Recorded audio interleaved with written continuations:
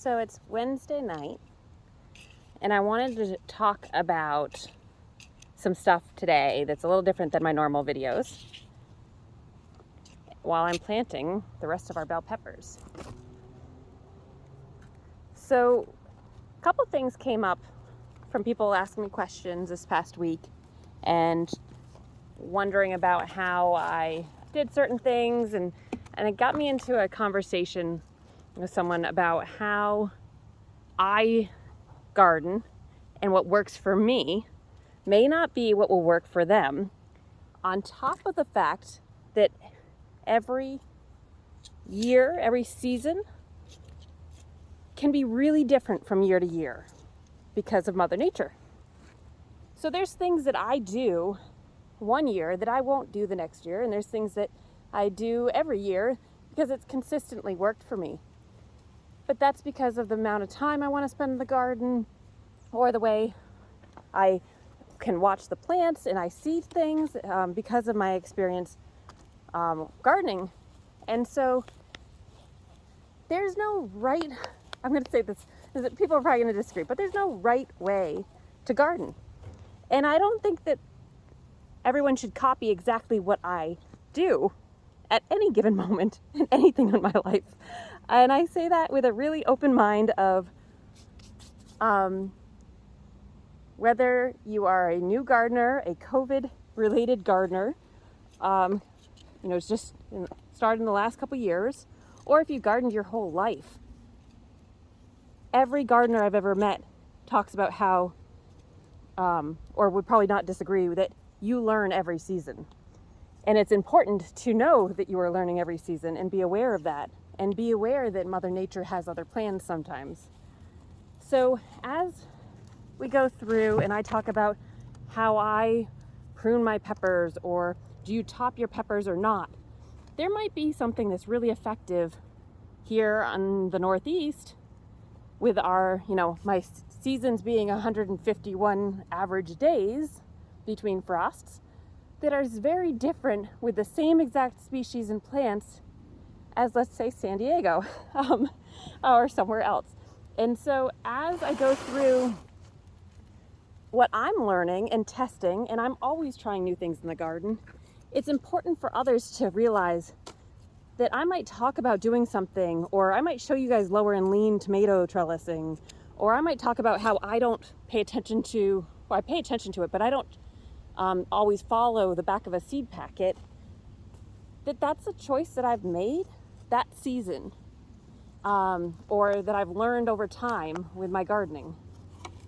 And so, something to think about, and I'd love to hear how many seasons have you gardened? And feel free to add it to the comments. Or what are some things that you are worried you might be doing wrong? Because I'd love to have a discussion with you about that.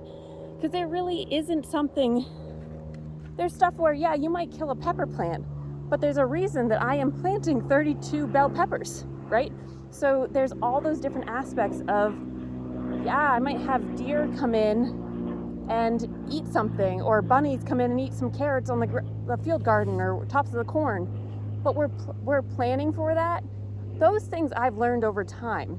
I last year had onions around all my low beds. That worked for me. Marigolds on the big beds. That worked for me.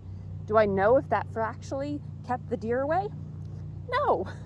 So do I know that I had bunnies in the aisles? Yeah, there's probably 3 in here right now with me. And I'm fine with that. I gave a bunny a carrot last night out of the garden. So there are certain things that I have decided want to be my garden style.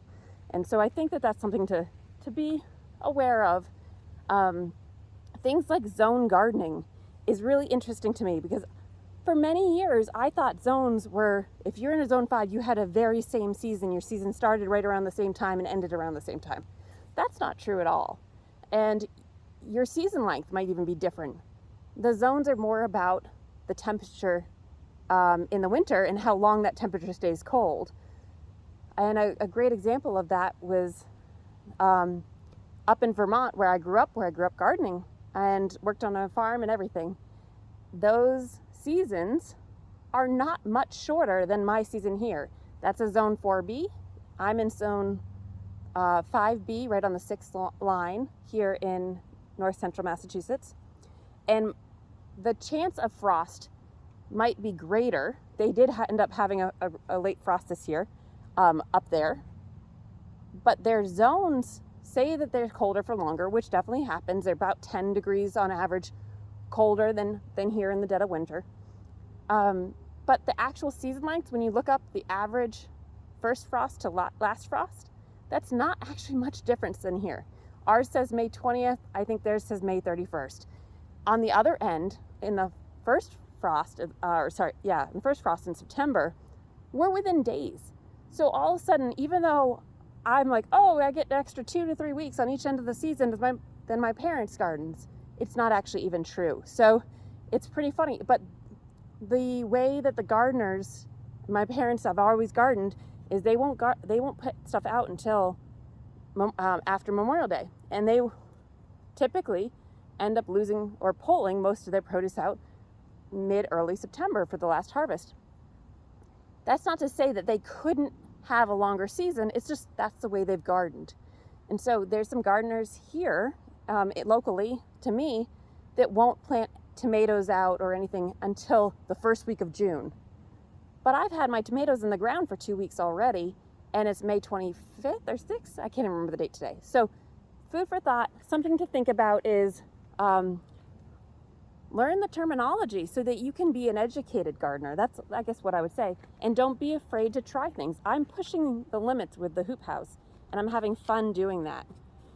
So there's a lot of different things that you can consider when you're gardening, and try different companion plants, because you don't know what it's going to do in your environment with your bugs.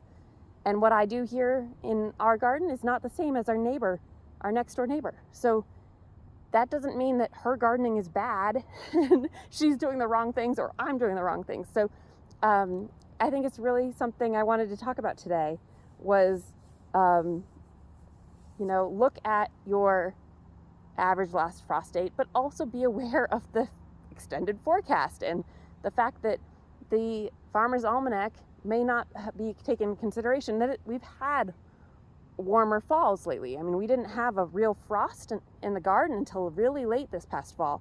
I think probably about a month to 5 weeks after what the Farmer's Almanac says for our first frost date. So don't just assume that the zone means something, and don't just assume that your average frost date means something, but be aware of the weather, be aware of different aspects of different plants, and try new things. And that's kind of the message I wanted to go over today. But I would love to know where you're gardening, how long is your average season, and what zone does it say you're in? Because if you look at average season for days being 151 for us, I think our season was actually closer to 180 last year without the hoop house. And then I add the hoop house, and I've extended it even longer on both sides. So then all of a sudden, my season is looking much more appealing than what I had in my mind of growing up, where it's Memorial Day to Labor Day, basically. So think about it. I'd love your feedback tonight on or whenever you watch this video. And if you have questions, or if you have things that you want, sorry, there's a helicopter going over. Or you have things that you want me to go over or share with you how I do something, feel free to make suggestions in the comments also for future videos.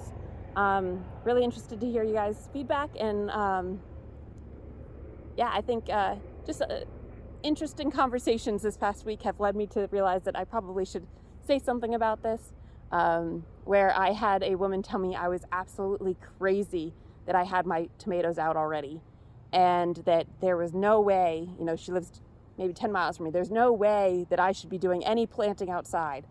And you go and you look at my garden, and I do ask you, why would she say that?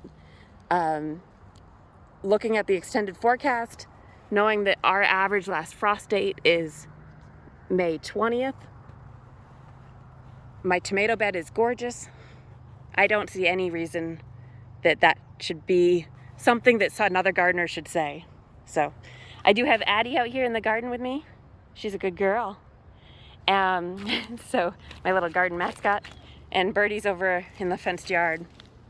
But food for thought as you're commenting on videos and you're watching other videos and someone's trying something and they say that they live in San Diego or they say they live in Texas, that doesn't mean you can't try it, even if you're up in the Northeast or somewhere in a colder climate. So, yeah, thank you for watching.